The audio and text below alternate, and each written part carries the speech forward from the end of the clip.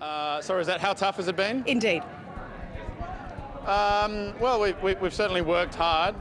We've made, I guess, the right decisions along the way, and we've avoided going too far down the wrong path. Well, look, they're two of Australia's most famous tech bros, really. Mr Cannon-Brookes and Mr Farquhar of Atlassian. They grew up together in the sense that they met at university.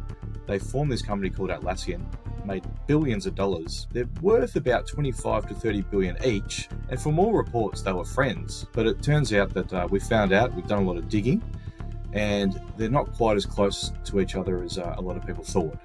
It's an absolutely great career choice. You will learn more faster in a startup than you will at any large company. We've found out that there was a lot of issues inside Atlassian, be it culturally or a clash of styles, I suppose, and a gradual growing apart at the very least, or we've heard some more serious issues than that, including investors questioning why there were two CEOs. It culminated in Farquhar leaving the company last year, stepping down as co-CEO after 23 years. You could see that the cracks were showing.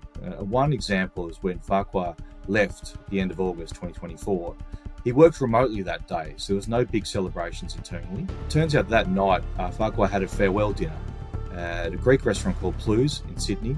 Overlooks the harbour. There's the Sydney Opera House beautifully there in the background. About 50 people turned up, including the Canva co-founders. But one person who wasn't there was Mr Cannon-Brookes. One of the big issues between Cannon-Brookes and Farquhar turned out to be two of Australia's most expensive mansions in Sydney's Point Piper. Farquhar bought a lane, it's called, for $71 million in 2017.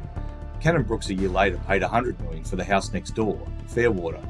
It was meant to be another beautiful sort of tech bromance moment where these two, who had formed a business together and had been in business almost for 20 years by that stage, were living next door to each other. There was meant to be a gate between the two houses. The families would grow up together. Farquhar wanted to do a big $37 million renovation, a complete revamp of his house. Turned out that there was actually some over-the-fence objections. Now, on one side is the council, on the other side is Cannon-Brookes. So it's pretty clear where those objections came from.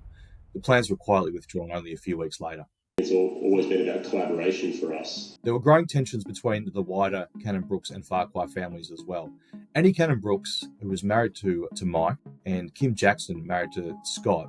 It turns out that they two weren't the biggest fans of each other either. So there were growing tensions between the wives. Annie and Mike have since broken up, and so that split and the divorce settlement that's still coming could play a major part in the revamp of not only our richest 250 list, but also a question mark over what happens potentially with Cannon-Brookes' Atlassian shares. There is an equal sort of power balance in that regard, even though Cannon-Brookes is the only one who's still working there. So the question could be over time, what might happen to the Atlassian shares that the Cannon-Brookes family has, and whether there's change in any sort of control there too. There was clearly a lot of cultural issues inside the company, and there was a power struggle between the Cannon-Brookes camp and people that are more sympathetic to Farquhar. People weren't necessarily in favour of both.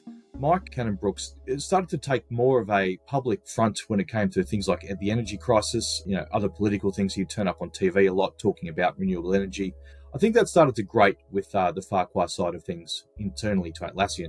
Scott was more of a sort of person who would drill down into detail. He was the person that people expected actually to stay on at Atlassian rather than be the one to leave.